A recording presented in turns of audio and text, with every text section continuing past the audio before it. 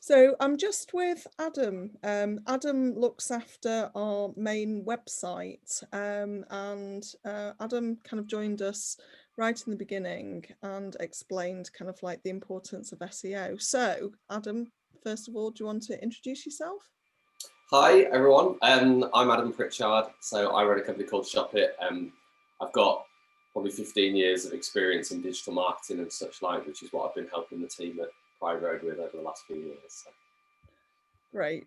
So you helped us set up the original website. Now, when a franchisee comes on board, can you just explain how you get involved? Yeah, so there is a bit of training that we do with them because successful SEO, successful digital marketing is really a combination between like an agency provider such as myself and the actual core business people. So in order to achieve the results that we have done with Pride Road, content is absolutely huge and vital. You have to let the world know via the website what the business is all about, and obviously that comes from those members of staff. So we go through a period with every new franchisee of doing a certain amount of training with them. Many of them haven't written website content before. Many of them are a little bit scared by the empty page that's presented in front of them. So we've got a structure and a process, and we spend quite a few hours with them working through some example articles that have been done before. And these could be blog posts, or they could be case studies, or they could be opinion pieces, or what have you. But we work through them in a very structured manner to say, this is what your title should look like, this is what your content should look like. These are the kind of questions from our research that you need to be answering. And so far, so good. It's been great. All the franchisees have taken to it brilliantly, and it's helped us get any results. So. I know the biggest fear from people, from architects when they want to set up their own practice is that they don't have any images of their own to put on the website. How do we get around that? I mean, there is stock imagery available, obviously. Yourself, Lisa, and the group have got a whole pile of imagery that can be used variously across the things. I mean, when the franchisee first comes on, the biggest thing that they struggle with is the case studies. Obviously, they've not got any yet. So we put them on a plan of writing content about how they feel about domestic architecture, a little bit about their own background as well. Other industry topics, we've done some brilliant articles on kitchen types, on increasing light in premises. There's so much to talk about with domestic architecture that all the projects and ideas that people have got, all the inspiration you get off Pinterest and places like that. There's so much that Pride Road needs to talk about. It's a nice, comfortable place for people to start. And certainly for that, when it comes to imagery, like I say, we've got a huge stockpile of stuff that can be used. So that's normally not too much for a challenge, hopefully. And what's the difference between a website and, say, having a page on Facebook? What would you say is the most different audiences really? So I mean, Facebook's huge, obviously. It's a very social environment. It's a wonderful place for people to be asking all those little questions. And obviously the Pride Road team are very good at getting in those conversations and opening themselves up to new conversations. But in the same breath, people still massively use Google for all their various search terms, whether it's using Google via the voice or just typing it in. But there's still something like 72 trillion searches a year, something like that. And people will still look for how to increase light in my home, or how to extend into the garden.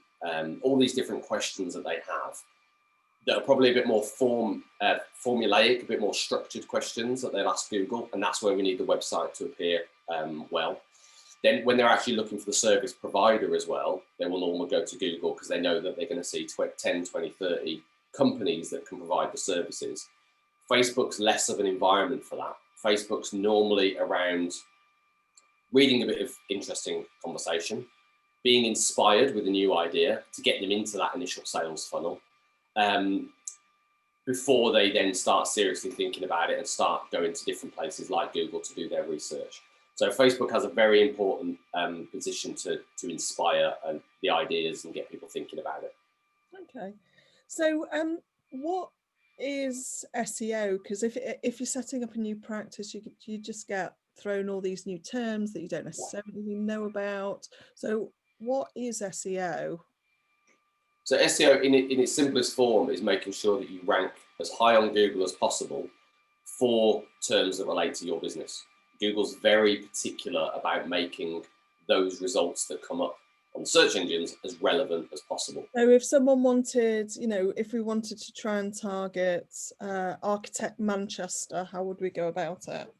So it's quite literally making the website as relevant to that search term as possible, making it clear to Google as a search engine, as a computer, that you are an architect's practice and that you operate in the Manchester region.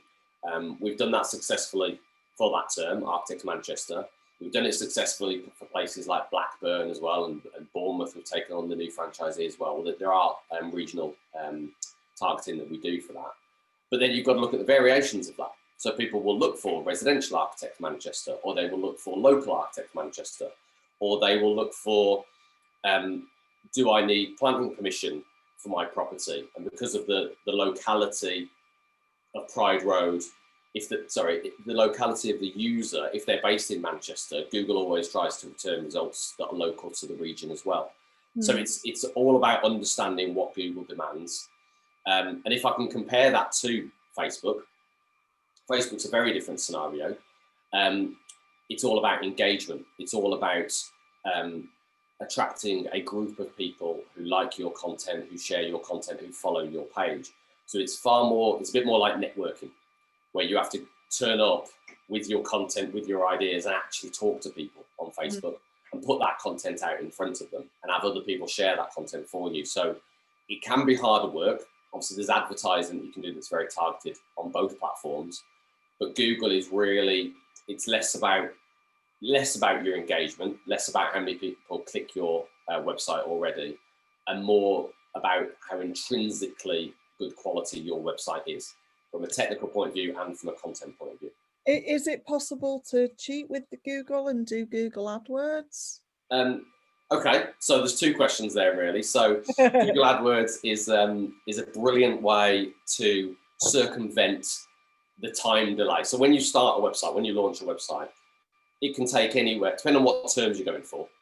If you're going for the term car insurance, or in our case, architects, it takes a long, long time for Google to trust you, a long, long time for the website to build up the necessary amount of content, given that there are already people out there that Google trusts.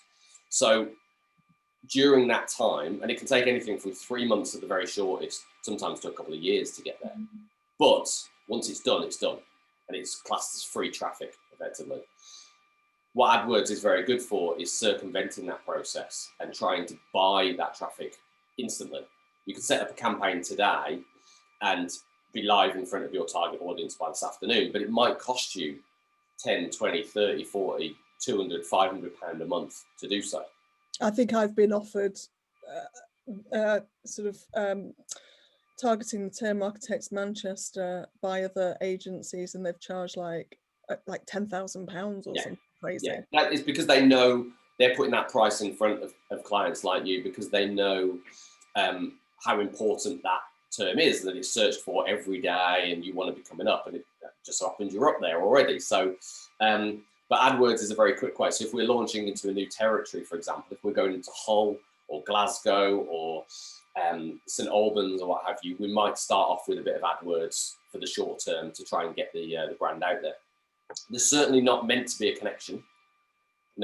Google have never stated publicly, and even some of the biggest SEO people and AdWords people are loath to declare a direct relationship, that if you spend X amount on your AdWords, then it means you're automatically going to start coming up in the organic listings as well. That would be far too easy to manipulate, and only ever the richest people would come up on the top 10 results. And we've proved that's not necessarily the case. So I know, I remember early doors when I set up Rains Architecture back in 2010, and I just used a WYSIWYG website, web builder, Weebly. It was yeah. what you see is what you get. Yes. And so for me, it was brilliant because it was just dead easy to use, and I could build it. It was, you had a very strict frame that you had to use. But because I was just putting content and content and content really quickly, I was on the first page of Google for Manchester architects. Yeah. And it was just so funny because I think all the other Manchester architects just looked around and went, "Oh, oops! I think we missed a trick." Well, I've worked with so many different businesses, and content is the hardest thing going. I've worked with solicitors, I've worked with e-commerce businesses, I've worked with all sorts of different companies, and content is literally the hardest thing to do. People are off doing their day job, and they haven't got time to write content, which is self-negating because it's writing content that's going to bring the business in over the next few years. And to be fair, you got us off to a great head start with the amount of content that you wrote initially. Yeah. Especially given the fact that architects do not sit around writing content when they really should do. And Pride Row, what we love working with you is that you do come forward with a lot of content. As the franchisees come on board, that just accelerates even further.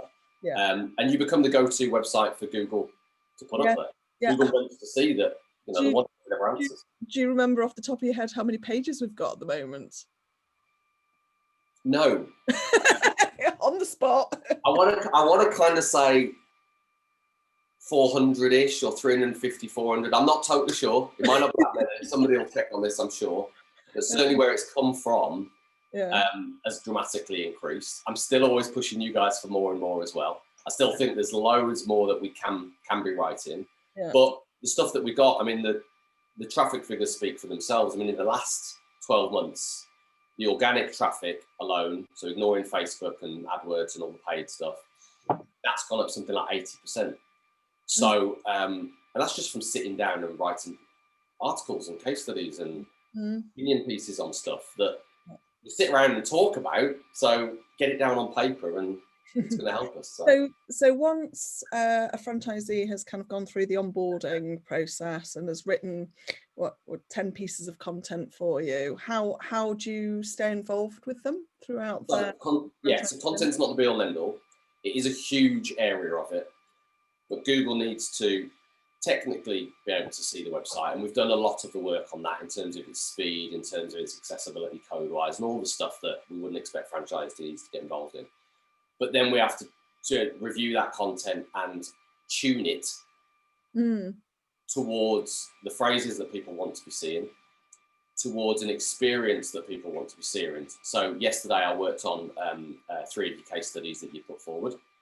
Thank you very much. And we started linking it. So we started saying, and it's common sense really, but it was talking about a detached house in, I think it was Didsbury or Heathrow, in Manchester. And we started linking off to other relevant content around your website and also around the internet, because Google wants to see that the user can come in, read a piece of content, but be encouraged for their brain to go off on a tangent and read about other detached houses or other projects you've done that have involved bifold doors or all this kind of stuff, and see that it's all related. You end up building that little mini internet of related pages.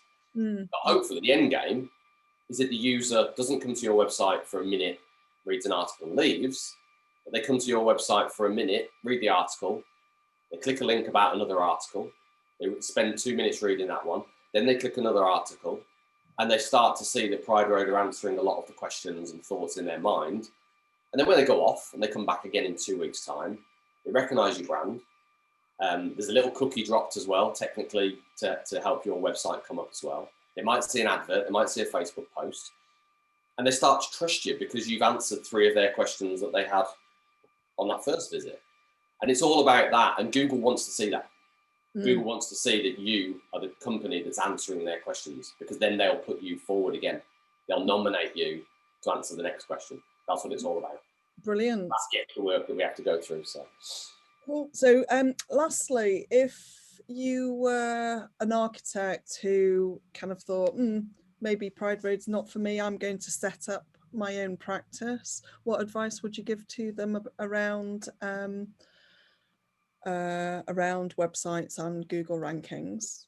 So I mean, you've got you've got to technically start off properly. You mentioned Weebly before, which was great in terms of its ability to have content produced, but it's not great from a technical point of view. You'll see agencies and SEO people talk about platforms like Wix and Weebly and Squarespace and all that are very good and shiny when you sit there writing content, but it doesn't do anything else. It's like having a wonderful car in the driveway, but it's actually got no petrol in and no keys available, kind of thing. You can't really go anywhere with it. So you've got to set up technically properly. But then I'd refer them back to kind of your frame of reference, really. 10 years ago, you started writing content. You started getting out of your experienced brain all of the topics and ideas and thoughts. We picked that up and magnified it even greater. The franchisees have done the same, but you've really got to start writing content that answers people's questions, and then you'll be off and running. You'll be in the pack. You won't necessarily be first like we are at the moment, but you will be competitive and start picking up things. And then it's content that you can share on Facebook and Twitter and all these other places, so it has multiple uses. How much money should you be spending on websites and Google and SEO? It depends. I mean, it's a service-led industry, so it depends on the person that you're dealing with. If they want to be paid, to earn a wage of 25 grand a year, then they'll have an hourly rate accordingly. If they want to earn 75 grand a year, they'll have a rate accordingly. It's the same with any other business. That doesn't necessarily reflect their quality. I know some people who have left a company, gone solo. I did the same, and their rates start off lower, but they're actually incredibly good at their job. It depends how, I suppose, capitalist those people want to be and how much they want to grow as a company as to whether their rates go up. Yeah. That can only be paid. I think the question is, what sort of amount of your kind of business spend and overhead should be on? Oh, right. Okay. Well, nowadays, no, it then becomes a percentage. So, I mean, now in COVID times, just how important your website is for getting in front of people, all your online consultations that you're doing. Without the website, you'd be nowhere near where you are now. So there you're looking at probably anywhere between 10 and 20% of the business. But when you can get out there doing networking events and you can balance that a little bit, then the percentage might come down a little bit, but nothing less than 5% of a 100 grand business. So 5 grand a year, you should at least be spending. Of a 100 grand business, you should be at least spending. But I'd say if you're starting out, if you're a brand new business into this, you need to be investing 2, 3, 4 grand in your website, spending 1 or 2 grand at least on the initial SEO. But then as your content gets developed more, you need to be spending more and more and more. You're absolutely right. I think I underestimated at the outset how much money the internet and websites costed. And it is such a huge it's a huge expense. And what I will say on that is SEO, Facebook ads, Twitter ads, things like that, are relatively cost effective. It sounds like a big chunk of money, but as long as you're putting out the right content on Facebook and you're advertising it on Facebook, if you're getting it all comes back to the leads. If you're getting the leads coming in, you don't mind spending 50 quid or £200 or what have you. If your website's crap, if your content's crap, or if you're targeting the wrong people at the wrong time, it's just gonna be a waste of money, really. So it all comes back to that ROI, really. So I like that. Well, thank you very much, Adam. That's been very informative. And I'll be putting this on a podcast. And if you're listening on a podcast, please subscribe, download, click, like, whatever you do. Engage, people. Engage, comments.